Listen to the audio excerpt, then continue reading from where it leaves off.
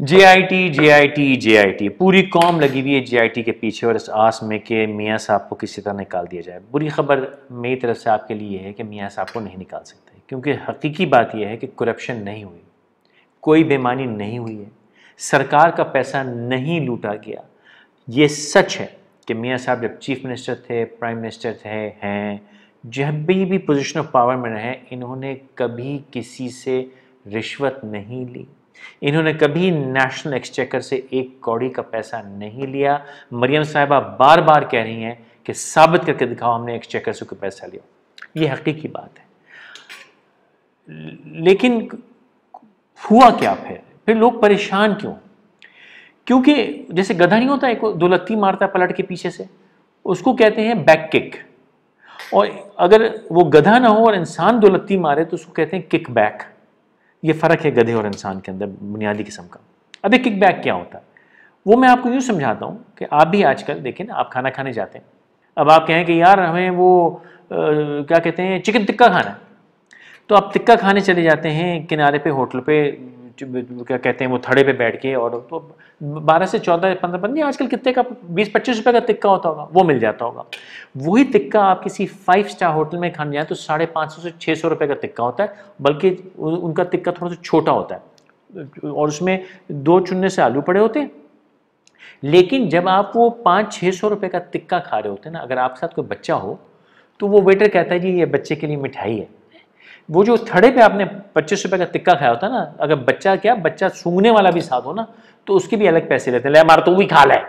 लेकिन 5 star hotel जो है वो तोहफे तहाइफ से आप, क्योंकि वो जानता है कि यार मैं 25 रुपये का टिक्का 2 मुर्गी के पैसों में दे रहा हूँ, तो उसको कुछ ना कुछ बच्चों को देना पड़ता है, जिससे बच्चे खुश होते हैं। फिर बच्चे अब्बू कहते हैं अब्बू अब्बू हम ना वहीं जाके टिक्का खाएंगे। अब अगर नवाज शरीफ साहब ने, इसमें कोई कसूर नहीं है, वो उन्होंने गलत काम नहीं किया, मैं आपकी वजाहत करता चलूँ, नवाज शरीफ से कोई बेईमानी नहीं हुई। अब अगर एक चीज़ है, जैसे मिसाल ले लीजिए, कोई रोड बन रही है, ठीक है, कोई रोड बन रही है,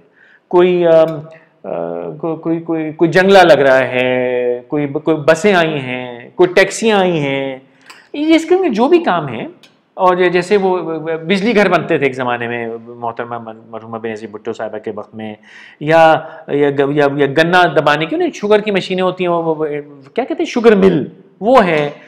अब भाई वो अगर एक काम 100 रुपये में हो सकता है, यानी वो टिक्का जो 25 रुपये का है, अगर उसको आप 1000 रुपये का करवा रहे हैं, यानी 50 या 500 रुपये का टिक्का खा रहे हैं, तो अगर उस काम करने वाले ने आपके बच्चों को, छोटे छोटे बच्चे मासूम से गुगलू गुली गोली गोली ऐसे से, उन बच्चों को अगर कतर में कोई 100-200 करोड़ रुपया दे दिया, यार तो कोई आफत आ गई। इतना काम कर रहा है वो, मियाँ साहब ने उसको, जरदारी साहब ने, किसी ने उसको ठेका दिया है, अगर वो बच्चों का थोड़ा सा ख्याल कर लेगा तो कोई आफत तो नहीं आ जाएगी। अच्छा, आप में से बहुत से नालायक बेवकूफ़ है ना, आप लोग कमअकल लोग जो हैं, वो ये कहेंगे कि भाई ये तो गवर्नमेंट का पैसा था, तो ये अगर किकबैक में घूम के वापस आए थे तो करप्शन हो गई। नहीं सर, यही आप जाहिलों का यही प्रॉब्लम हो। नहीं, गवर्नमेंट का पैसा नहीं था भाई। रोड हमने कौन सा गवर्नमेंट के पैसे से बनाई? हमने तो कर्जे के पैसे से बनाई। कर्जा तो हमारा नहीं था, हमारा पैसा, हमारा टैक्स पेयर का पैसा नहीं था। ये तो फ्यूचर इन्वेस्टमेंट है जो कर्जा आया है। अब उस कर्जा, इसने हमें कर्जा दिया, हमने रोड बनाई, इसने बनाई, कर्जे का पैसा इसको गया, इसने रोड बनाई और इसने बच्चों को फ्लैट दिए। प्रॉब्लम आपका क्या गया यार उसके अंदर? आप मुझे बता सकते हैं आपका, आपके बाप का क्या गया? आपकी जेब से क्या गया? कर्जा आया, हमारे पास नहीं आया। इसने कहा कि मैं आपको टैक्सियां भेजता हूं। हमने कहा भेज भाई भेज, टैक्सी भेज। उसने कहा ये रुपए की टैक्सी 1.25 रुपए की भेजूंगा। हमने कहा जान 1.25 की हुए, 1.5 की भेज। उन्होंने कहा सर मैं 1.5 की भेजूंगा। इसने कहा यार ये कर्जा मैं इसको दे देता हूं। अब इसने कर्जा इसको दिया, इसने उससे 1.5 लिए, मुझसे 1.5 नहीं लिए, ओके, 1.5 उससे लिए, और ये इसने टैक्स की मुझे भेज दी। अब ये टैक्सियां जो थी, अब इतनी टैक्सियां थी यार, हजारों की तादाद में, लाखों की तादाद में टैक्सियां थी।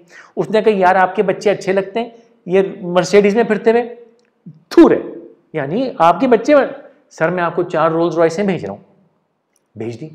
अब क्योंकि बच्चे रहते थे लंदन में, उन्हें कहा सर 4 रोल्स रॉयसें खड़ी कहाँ करेंगे आप, इनकी खड़ी करने की कोई जगह नहीं है, तो सर मैंने आपको फ्लैट खरीद दिया, जिस फ्लैट में पार्किंग, देखिए लंदन में पार्किंग बहुत महंगी होती है, पार्किंग अमूमन अपार्टमेंट से ज़्यादा महंगी होती है, तो अगर आपको सस्ती पार्किंग चाहिए तो महंगा अपार्टमेंट खरीद लें।